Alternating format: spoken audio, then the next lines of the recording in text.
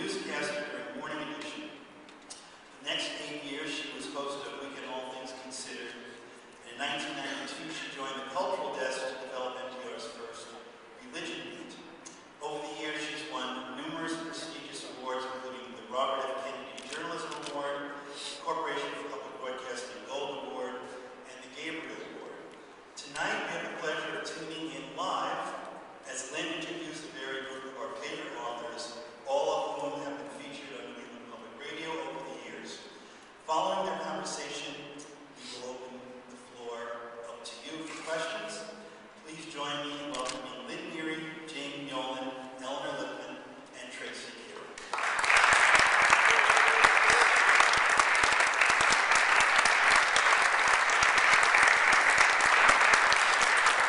Thank you. And it's great to be here. And I just want to say this is an amazing panel of writers here, not only because of their distinguished work, but each one of them is an expert in a different kind of writing. And when I first heard that, I thought, well, now how am I going to pull this all together? We have a nonfiction writer and someone who's a specialist in children's writing and a novelist. And then I thought, well, let's just let each one of them talk a little bit about what they do first. Let me introduce them. Tracy Kidder is a Pulitzer Prize winning nonfiction author. His most recent book is Strength in What Remains, and that is an amazing story. If you haven't read it, it's an amazing story of one man's journey to America and back home again. Eleanor Lipman is a novelist known for her contemporary comedies of manners. Her latest novel is The Family Man, which is a warm and funny tale about the relationship between a man and his long-lost stepdaughter.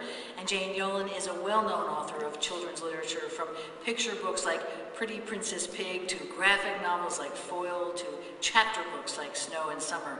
And she also writes science fiction. And since Eleanor and Jane both write poetry as well, I don't know about you, Tracy. Well, we'll get to your poetry. We'll explain that in a moment. But I think as a result, we have every genre of literature represented here on this stage. So that's why I want each one of you to talk a little bit about your genre, what you do.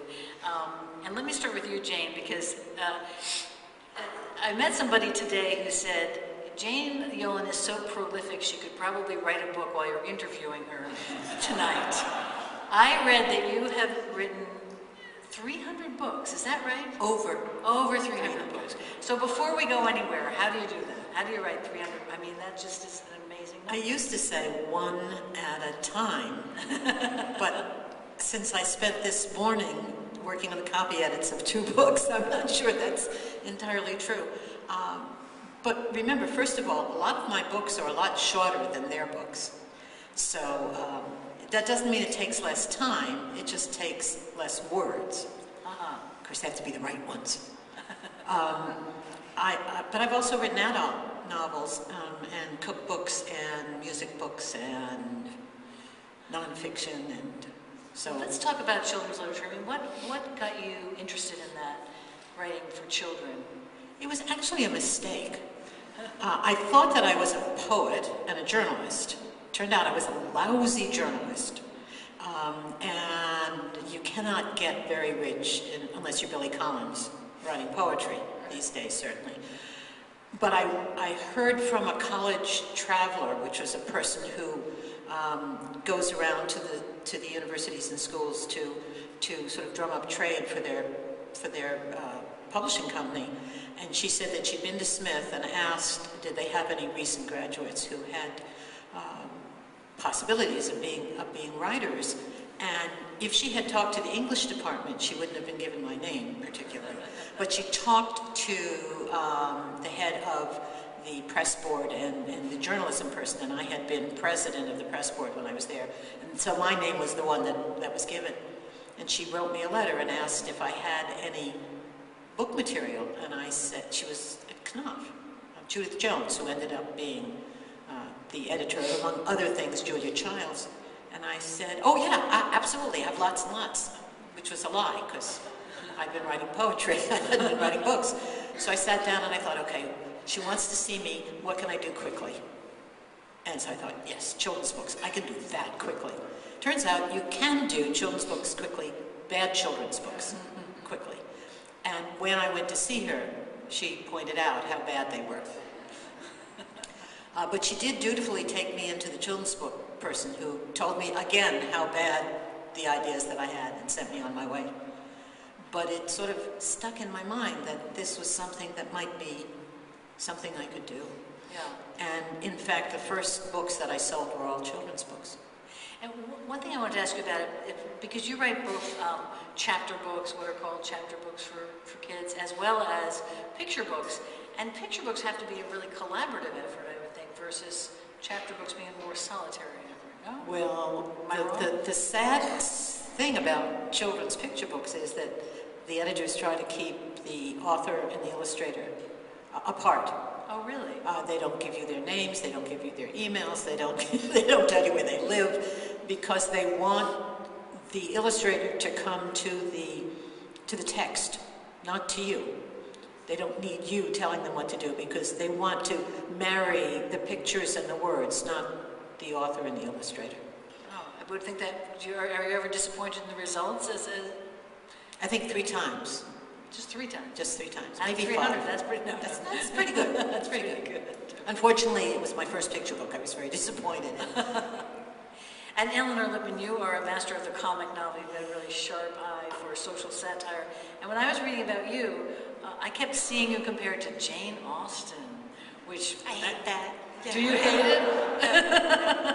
You like it. I love it, yeah. Are you a big Jane Austen fan? Is she one of your literary I am. heroes? Who isn't? Yes, and that took me... At first I thought, when first comparison, I thought, well, that must happen to everyone if you're a woman and you write and it's considered sort of comedy of manners. But now I don't like anyone else to be compared to Jane Austen. So, yeah. So do you think of yourself as a kind of contemporary version of Jane Austen? I don't.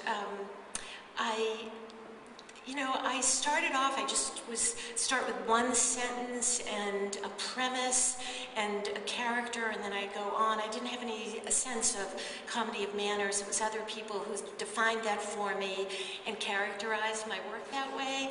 So, in fact, sometimes, and the other thing is I write and I describe something and I think it's maybe poignant, and then I do a reading and people laugh at that in a good way. And so I've come to realize that I'm not a good judge. I don't try to be funny. If I think I'm making a joke, I cut it out. I don't like that impulse. So it sort of takes me by surprise. I'm thrilled, and in fact, the second time I do a reading, if people don't laugh at the same line, then I'm unhappy. I'm disappointed. But I just tell a story, and then I think it's just a sort of slightly, maybe a quirky worldview that people appreciate in a different way I didn't mean. Because I was going to ask you that, because I was thinking humor. It seems to me humor would be a really hard thing to write. So you're saying really that it's kind of just maybe who you are, or it's the way it just sort of comes naturally. I discovered that where, I have 2 really close friends who read every chapter as I write them, and I sent one of them a chapter, and I described something that happened. A man was just about to be discharged from a hospital, and his mother says, "Can I make the bed?" in the hospital room. And I meant it to characterize her as being unworldly and sympathetic and kind. And my friends read it and said, "Oh, that was so funny when what's-his-name's mother made the bed." And that was, and it dawned on me that at that moment, and that was something like my 6th book, that's what was going on, that what I found poignant or true, other people found funny. So I don't fight it, though. Yeah. Now, I understand that one of your books, The Inn at Lake Divine, was based on a real experience. It was. My family was turned away from a restricted hotel in the early 60s. And I developed it from that insult. I made everything up other than the letter that came that said the people who return here year after year and feel most comfortable are Gentiles. So I then had to make everything else up, but it came from something that really happened. Do you use your own life experiences a lot, or was that? I don't. I have a new book coming out in a year, and it's probably the most autobiographical. So I don't know whether I'll lie when people say, did all that stuff really happen? So I guess now you know. So that takes us to nonfiction, Yeah. Tracy. Tracy Kidder, you have been described as a literary journalist. Do you think of yourself as that? And what is that exactly? What would I you don't say? know. I don't like the term. Can I just interrupt to say, I think he invented literary nonfiction, creative nonfiction. I don't, the terms don't, none of them thrill me. Factual narratives, something like that. This is deliberately kind of boring. I got to say something about poetry, though. I did try to write poetry once. I had a great teacher at college, a poet and a great translator named Robert Fitzgerald, and he insisted that I try to write poetry now and then. I remember I finally got one off that he seemed to like, and it came back with this beautiful penmanship, and it said, "This is very like a poem." I Did you ever get closer to a real poem? Or was that your last attempt at poetry? I don't know what literary or creative journalism or creative nonfiction is. What I liked about, this is a pretty old form after all. It Yeah. probably goes back to Thucydides at least, the Peloponnesian Wars. But if you,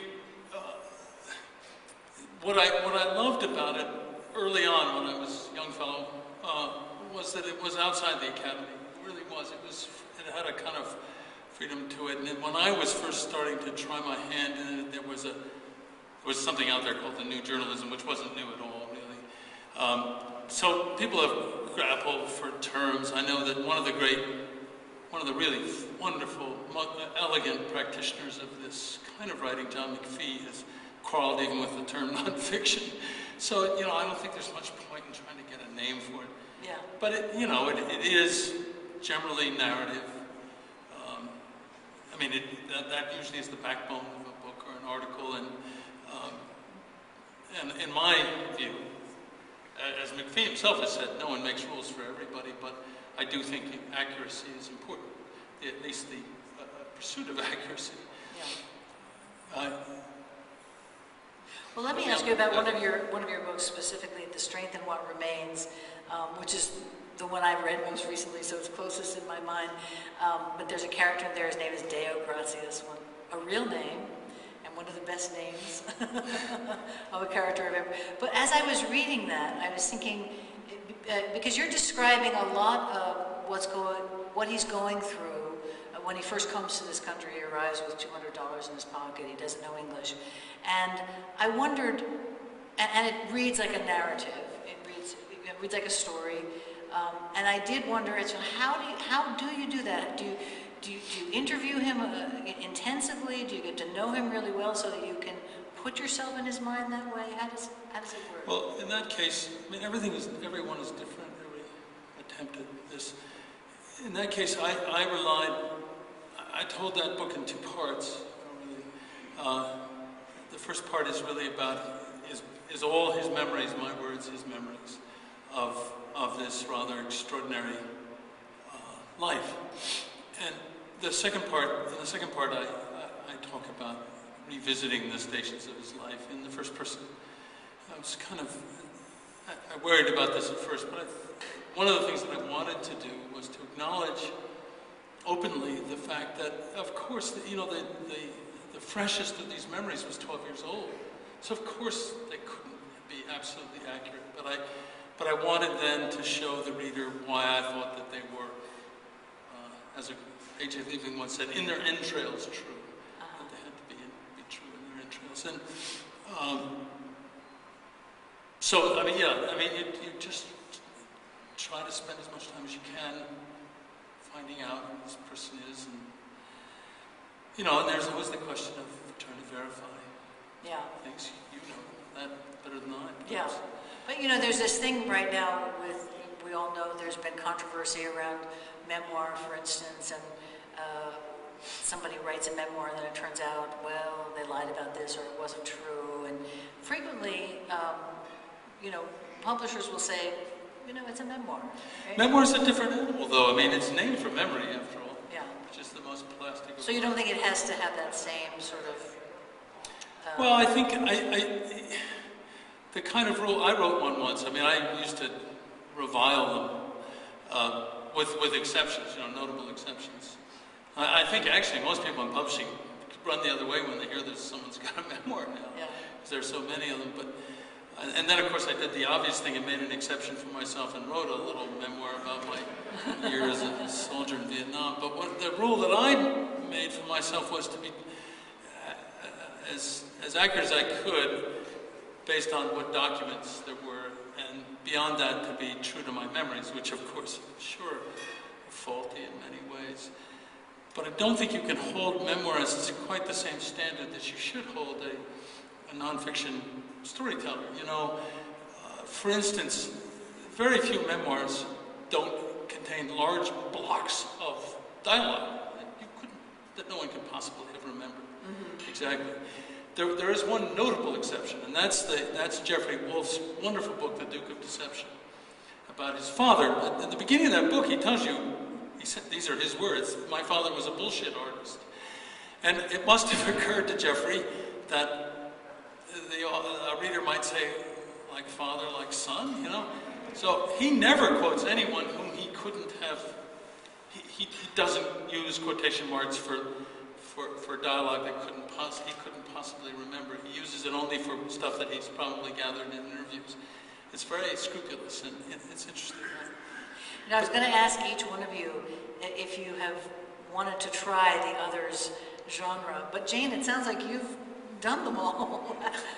Well, I just recently have done a kind of a memoir in verse, actually, which I had never done before. That'll be coming out in the fall. But my whole take on memoirs is when my husband and I traveled for 9 months in Europe, in the Middle East, back in the 60s, in a VW bus, of course, because that's what you did. And I kept a journal because I sent home letters every couple of days to my parents, and my mother kept them. And when we got back, and my husband and I would start saying, well, do you remember when we did this? And the other one would say, no, we never did that. Then we take out the journal, and it was something else entirely, not what I remembered, not what he remembered. So that the whole idea of memory and memoir, to me, is so compromised that, and besides, I've led a very dull life, so I can't imagine that anybody would be interested in that. I've never murdered anybody. I've never had near-death experiences, all that sort of stuff. So why would I write a memoir? I mean, I spend a lot of time sitting in a room talking to invisible friends.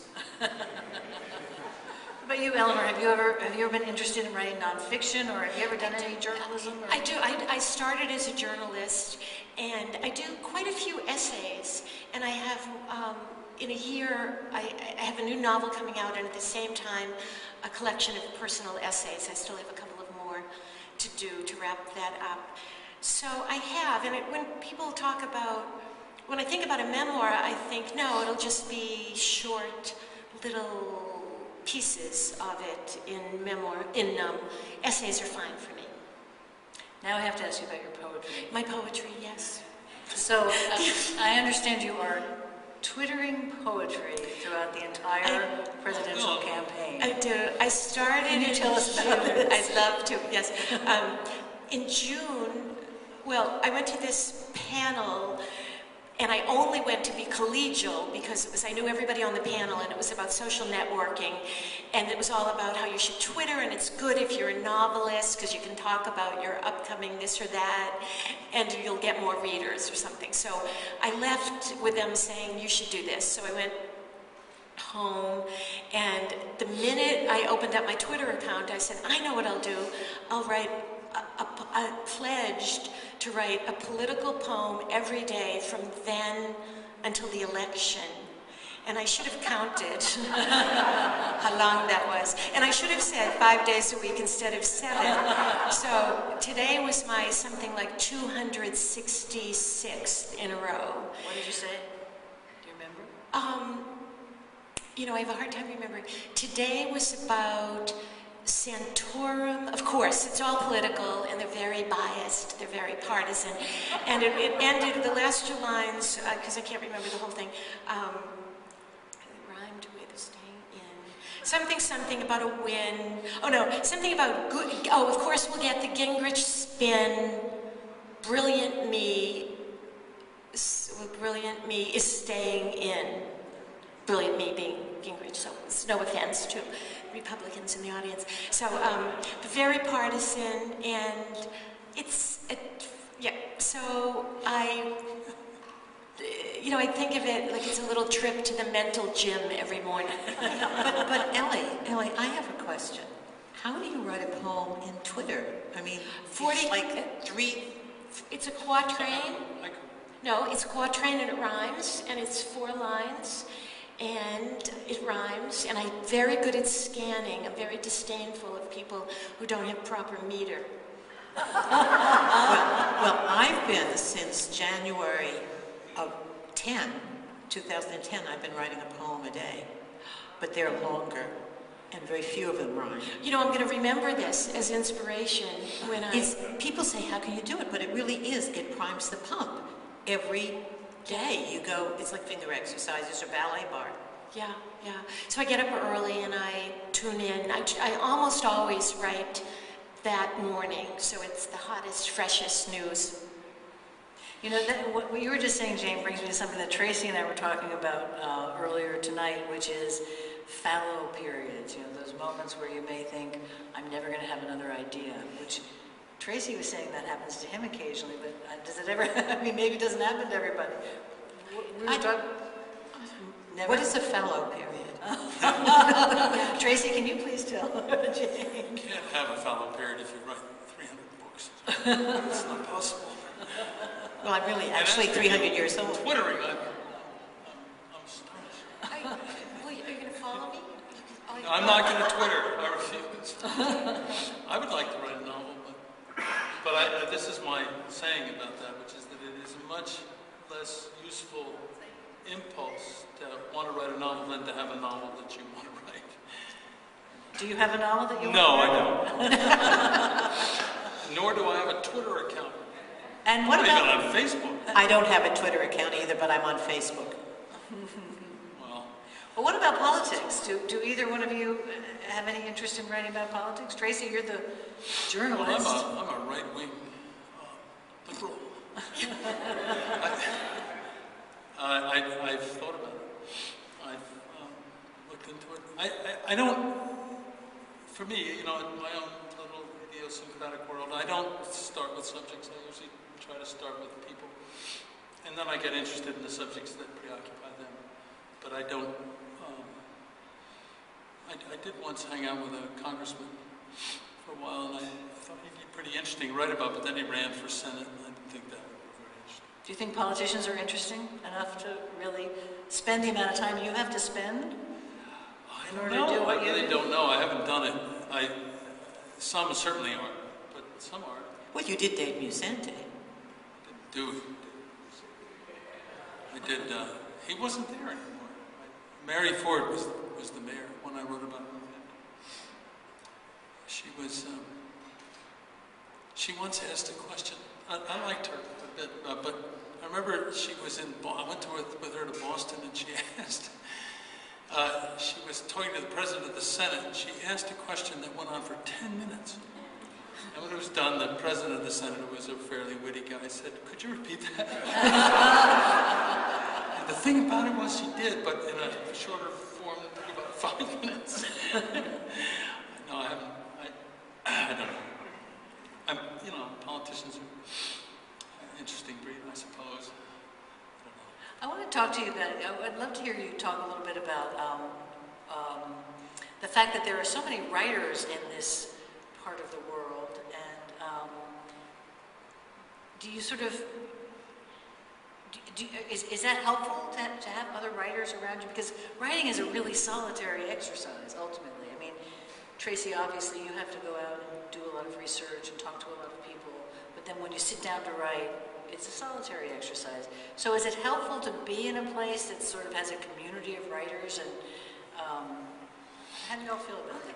I wanted a community so badly that when I moved here, there were only, I think, 2 or 3 people who wrote children's books. And So I invented it. I mean, I invited people, I taught, I started a writers group, which is still going. Because, yes, you spend a lot of time, sort of solitary time, even though you're talking to those invisible friends. But I'm absolutely convinced that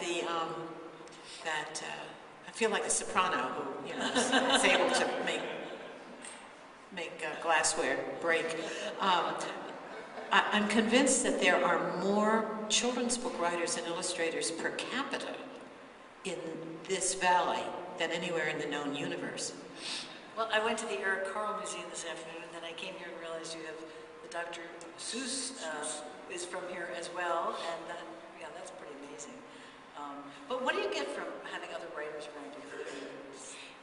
You know, there's great collegiality, and it's not as if we get together and have writing groups. I think there was a wonderful infusion of great nonfiction writers when New England Monthly came here.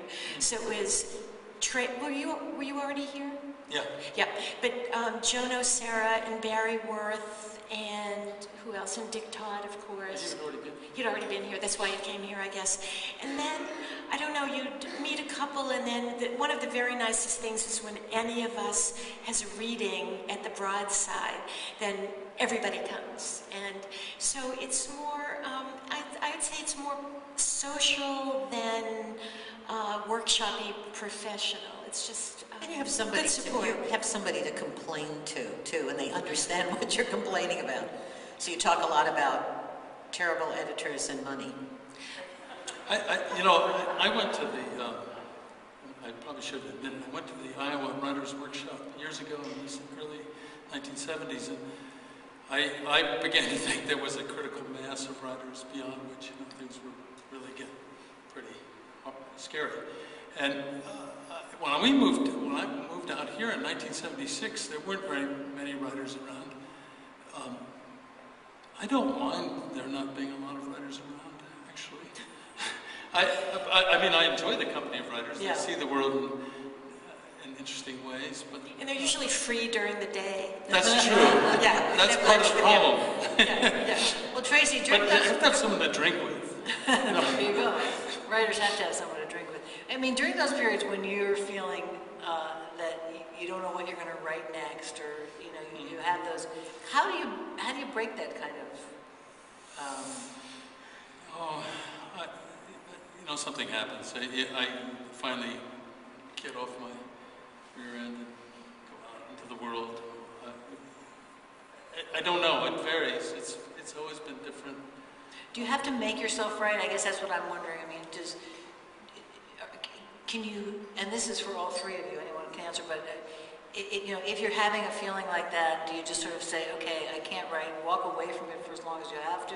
Or do you say, no, I've got to sit down and write, like writing is a discipline, I just have to do it every day, and eventually I'll get to something that I really like?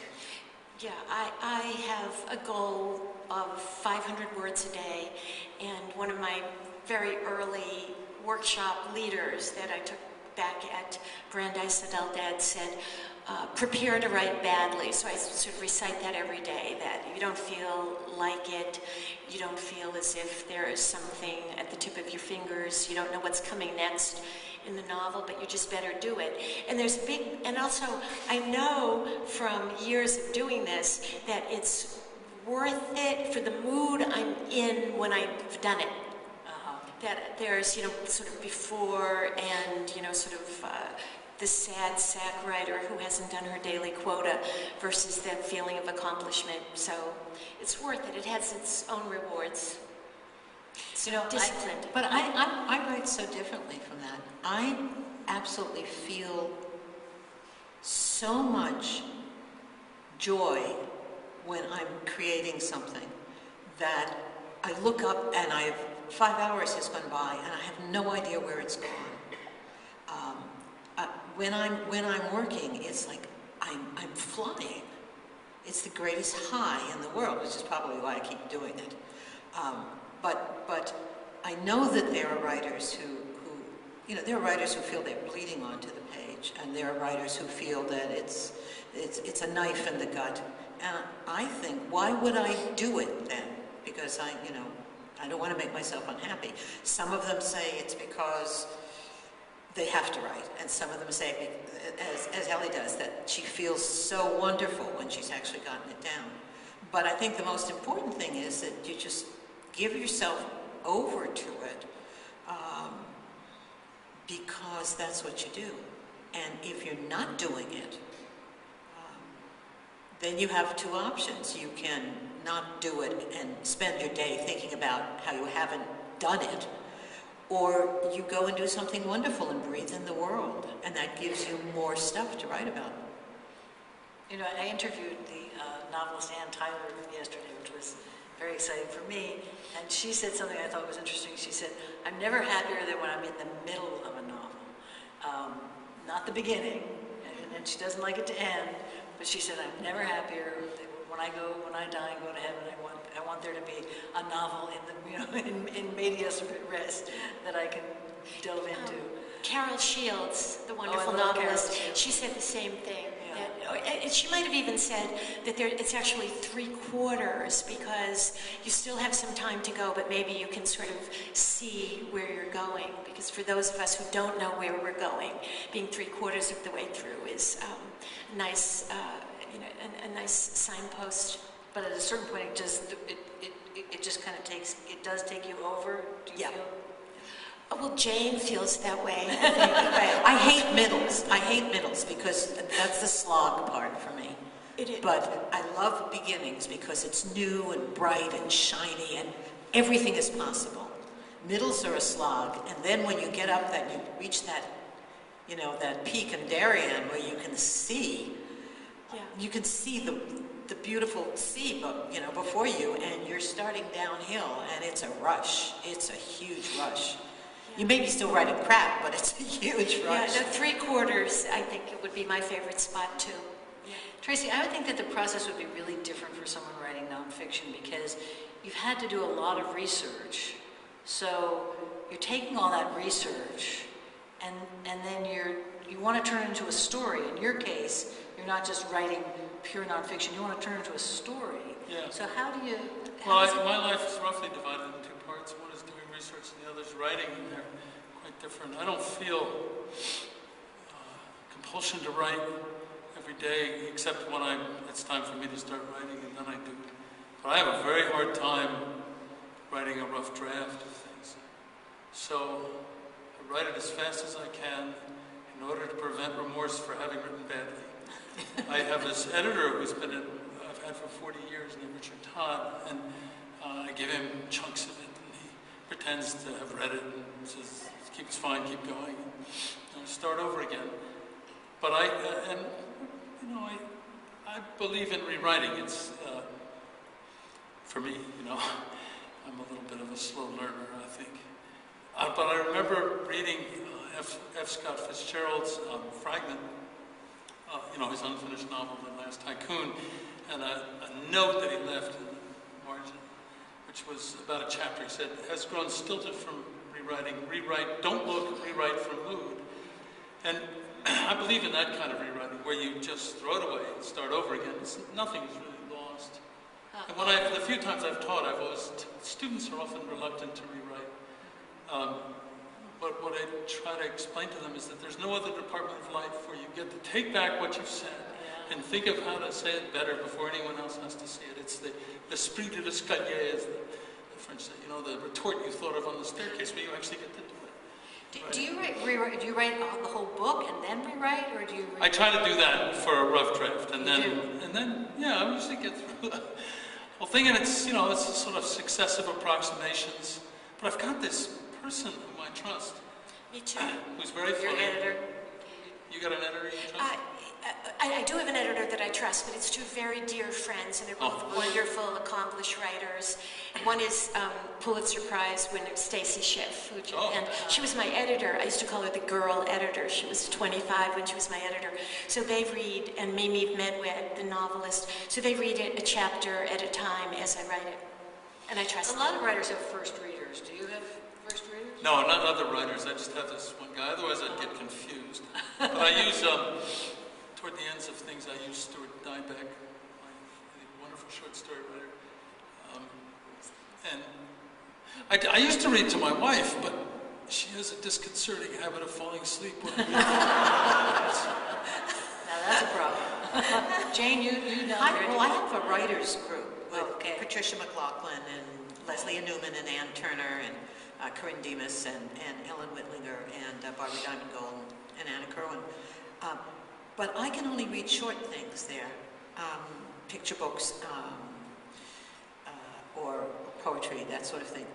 Because if I'm working on a novel, I don't like to read the opening of it because the opening may change. And if they start nudging me about parts of it, I don't want to get so involved with redoing that when I'm really seeing it linearly and I need to get moving. So I have a beta reader who reads the novel when it's done. And she's a well-published novelist in Scotland. And I just ship it over to her and she reads it and tears it apart for me. So I wanted to ask you all a little bit about all the changes that are going on in publishing now as a result of the transition to digital books and digital publishing. Oops. Some writers really see it as an opportunity. I mean, especially young writers who have not been able to get their books to a publisher and haven't been able to get their books before the public. They're self-publishing. They're going on Amazon or there are other sites. Smashwords, I think, is another one. I mean, how do you view what's going on? Tracy, do you think it's a good thing? I don't know. I really don't understand it. I mean, it could be. I expect it'll be a mixed thing, you know. For me, but I am glad that I'm at this end of my career rather than the other one. I really don't understand what's going on. I've been a kind of Luddite about all of these things. I really don't. I don't even have one of those readers, a Kindle. An e-reader. But I probably will because I'm getting. I wonder how many people in the audience have e-readers. Look at that. You can enlarge the type. That's. Yeah, you can do a whole lot. There's a lot of things you can do with that, Tracy. But I don't really, and then I really don't have a clue. I'm suspicious of people who think they do, frankly. I mean, our publishers are running scared. They don't know what's going to happen. I suspect there will always be printed books. My fear is that there will be economies of scale, not that there ever, for a lot of books, have ever been economies of scale, but that they will become much more expensive. But there are people, at least for another generation or two, who will want actual physical books. Jane, you did this gesture when I said why? First of all, it's all anybody who's writing and in publishing is speaking about now. I have this actually a vision of Steve Jobs and Gutenberg up in heaven, sitting, having a beer. Steve Jobs is not in it. Well, Gutenberg probably is neither. Having a beer and talking about the delivery of story. I mean, that's what we're talking about, the delivery of story. But as a writer whose husband's pension died with him, I'm concerned about this new thing that I just read, I think it was in The Guardian, where they're saying the days of writers being paid for their writing is gone. And now everybody should give away their writing for free. And I'm saying... Who said that? There was a stupid article somewhere that I read. There are people who are saying that. There are people who are saying that. I think there are many ways to deliver story. But what I fear more than anything, in this, we're calling it the democratization of publishing. But as we found in schools, when you tell everyone they're equally wonderful, and then they're surprised when they can't be the quarterback on the football team because they have no talent, but they can't. I have a granddaughter who is beautiful and smart and a gorgeous dancer, but she can't sing. And she wants to sing, but she is tone deaf. You know, now I can't tell her that she sings wonderfully. She knows she's a lousy singer. but she'd love to sing. There are a lot of tone-deaf writers out there who are self-publishing, and I'm afraid the bar is getting lower and lower and lower, and that's what I worry about. Also, what I love is books, the physicality of books. I can't cozy up to a Nook or a Kindle, but I can sniff my new book when it's out, and I can stroke it, and I can even lick it if I want to. I mean, it's just very essential. Borges has great lines. I cannot sleep unless surrounded by books. You know, I find that I was on a panel in Greenwich, Connecticut last April, and it was called "Is the Book Dead?" And there were a lot of these sort of, you know, there was a man who was a columnist for Wire magazine, so I did my homework, and I hadn't even looked to see which of my books were already on ebooks, because I really was sort of afraid to know. Now, I'm very glad that they are. I think that people are reading more, but they're reading their email and they're reading newspapers online. Is that good or is that bad? I know that when I take the subway all the time in New York, and I will be sitting between two well-dressed business people, and what are they doing? They're doing solitaire on their iPhone on the subway, and hardly anyone is reading a book. And I think that there'll always be people, there will always be readers, and there will always be books, but I just think that this part of it is actually not dying, but getting there. And the one thing that I think in terms of children's books, there's always, you know, the child who toddles across the room and goes to the bookshelf and takes the favorite book and says again and wants to read it for the 10th time. So I think that'll save us, that we're sort of raised and raising our children to read books, but I think that ebooks are the future. But you know, Ellie, the thing that disturbs me about what's happening with children and books is that now all the publishers are going towards and trying to figure out how to do apps and to do books on Kindle and whatever. But they want, in order to do it, they want to add stuff. Mm-hmm. Because children like to push buttons. And so what you're doing is you're breaking the arc of the book. The story that I'm telling is now being interrupted. I have a book, Owl Moon, and it's a very simple arc, but it's a child going out with the father to go out owling. And the arc is just like that. So you're saying the technology, this was a question I had, is actually affecting the content. Now, the content, if they do Owl Moon, they're going to want to say, oh, all right, there are this many kinds of owls in the world. This is what an owl feather looks like. This is what the various owls sound like. This is, these are all the animals that you can find on the pages of this book that are hidden. These are the sounds they make. This is how many babies they have. This is and by that time, there's no story left. You might as well just have an encyclopedia thing, but there's no story. So I'm afraid of that happening. They're already calling writers content providers. And well, I'm going to stop right there so we have time. If anybody has any questions for these content providers up here, I just want to let you know that we have a mic here, and I didn't mean to end on that note because that was sort of a downer, a little bit of a down note. So maybe somebody in the audience can take us up again here with our content providers. I have a question for the audience. Can I ask? How can I sign your Kindle? You know what? I actually saw somebody sign a Nook the other day. Had a light colored. But what did they sign? I mean, where did they She sign? signed her name. And you know who it was? I won't tell you who it was. No, but it was Jodi Picoult, who sells like 1 billion books. But if you sign it, you're signing on you could probably sign on somebody else's story. I was standing there. I went to an event with Jodi Picoult, and then there was signing afterwards, and I was getting sounds of people saying hello to her. And a young woman came up and said, "Would you sign my Nook?" And she said, "Okay, I even have a pen." And she had a light colored pen that would show up on the Nook. So Get yourself the right kind of magic marker and you can do it. Anyway, that's my little story. Any questions? We can keep talking. Yeah, well then, I don't care if people read on electronically or however they read, but I do believe that if you don't read and you don't read, the great thing about literature is it's the best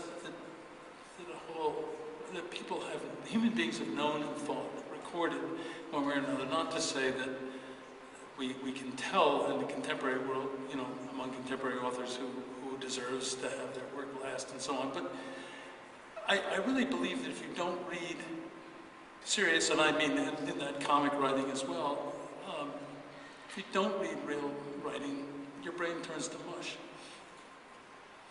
And I've seen it happen. Yeah. But some of the most avid readers are the people who the early adapters of electronic readers of Kindles were the most avid readers. My agent, I don't have any. my agent got one early, but then she was hurting her back carrying all these manuscripts home. And it's an instant read. You read a review, you go online, you get that book. And it was sort of, first there was Book of the Month. First you'd have to go to the bookstore, and then there was Book of the Month Club. It would arrive at your house, and then Amazon, but they still had to mail it to you. And now it's instant. So that's, I think, a huge attraction. But now we have to ask ourselves, is instant what we should be going for? But I find that when people say, oh, in the book, and I love the feel of it, and it means so much to me, 30-year-olds don't say that. 20-year-olds don't say that. Right. It tends to be... It's an age thing. It's an age thing. Definitely. Yeah. Let me say a word for this new development as a way of accessing narrative. Just recently, I began getting the New Yorker through my iPad. I never liked the poems in the New Yorker until I could push a button on my iPad and listen to the author reading the poem. It's absolutely magical. I read an article in the New Yorker about 3 weeks ago on the guard dogs that they have in the subways in New York, and a particular guard dog. It was a very old guard. And then I pushed a little button, and I saw a 1-minute video of the dog and his trainer. And it was extraordinarily enriching. I think this is the direction that we're going to be going with a part of our literary world. And I think it's extremely positive, or can be. I have two reactions to that. First of all, I think that where we should be going with it is in that direction where you're writing for the new medium. But taking old books and sort of retrofitting them means that you're in some ways destroying the book while you're saving it. I don't want to reread Moby Dick and have the waves splashing. Do you know what I mean? And I have to tell you, there are lots of poets who are lousy readers. And I'm wondering if now the New Yorker is going to have to only make sure that they get poets who are good readers of their own work.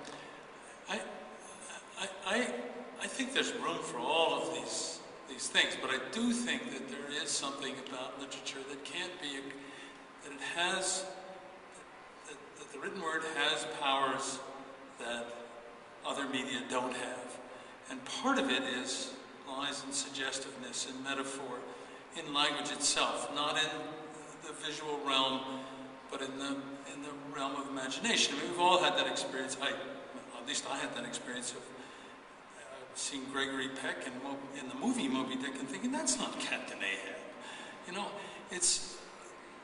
I don't like to put photographs in books that I've written because I feel it's unfair competition. But really, more than that, it limits the reader's imagination, just in the way in which we're told by child psychologists that television stunts the visual imagination of children.